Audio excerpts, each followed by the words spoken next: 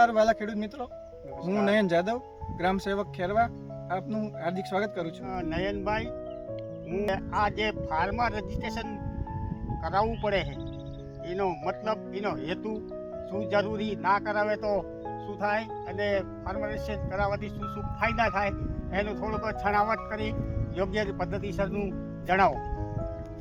નમસ્કાર વાલા ખેડૂત મિત્રો, આજે થોડીક ફાર્મર રજિસ્ટ્રેશન વિશે તમને હું માહિતી આપું. તો ફાર્મર રજિસ્ટ્રેશન એટલે શું? તો ફાર્મર રજિસ્ટ્રેશન એ એક એવી પ્રક્રિયા છે કે આખા જિંદગીમાં એક જ વખત કરવાની પ્રક્રિયા છે. અને ફાર્મર રજિસ્ટ્રેશન એક વસ્તુ એ છે કે જે આપણે જે આધાર કાર્ડ સાથે આપણા જે 7/12માં જેટલી જે સર્વે નંબર છે એને આપણે એક સાથે લિંક કરવાની પ્રક્રિયા છે. અને ફાર્મર રજિસ્ટ્રેશન એક બહુ મહત્ત્વની પ્રક્રિયા છે અને ફાર્મર રજિસ્ટ્રેશન કરવાથી ખૂબ જ ફાયદા થાય છે. ફાર્મર રજિસ્ટ્રેશન કોની પાસે કરાવવું? તો આ ફાર્મર રજિસ્ટ્રેશન કરવા માટે એક સેલ્ફ એપ્લિકેશન છે. જો ખેડૂતને જાતે ફાવતું હોય તો જાતે સેલ્ફ ફાર્મર રજિસ્ટ્રી કરીને એક પ્લે સ્ટોર પર એપ્લિકેશન છે, તેમાં પણ જાતે ફાર્મર રજિસ્ટ્રેશન કરી શકે છે. અને જો ના ફાવતું હોય તો ગામમાં જે પંચાયત ઓપરેટર હોય છે તેમની પાસે જઈને પણ ફાર્મર રજિસ્ટ્રેશન કરાવી શકે છે. બીજો મુદ્દો કે ફાર્મર રજિસ્ટ્રેશન માટે શું ડોક્યુમેન્ટ જોઈએ? તો ફાર્મર રજિસ્ટ્રેશન માટે આપણે એક જોઈએ છે મોબાઈલ સાથે જોઈશે ઓટીપી માટે, પછી એક આપણું આધાર કાર્ડ જોશે અને આપણા જેટલા સર્વે નંબર છે એ સર્વે નંબરની જરૂર પડશે. એ સર્વે નંબર ને આપણે એટલા બધા ડોક્યુમેન્ટ સાથે લઈ જઈને આપણે વીસી પાસે જઈશું તો વીસી આપણું ફાર્મર રજિસ્ટ્રેશન કરી દેશે. તો ફાર્મર રજિસ્ટ્રેશન ના કરાવે તો શું ગેરફાયદો થાય?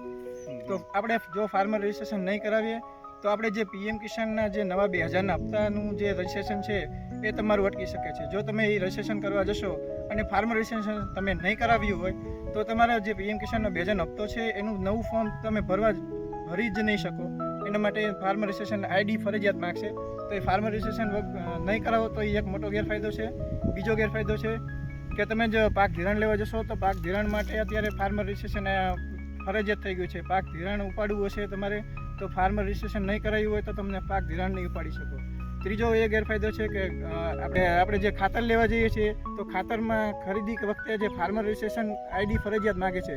તો તમારે નવું જો ખાતરની ખરીદી કરવી હશે તો ફાર્મર રજિસ્ટ્રેશનની આઈડી વગર તમે ખાતરની ખરીદી નહીં કરી શકો.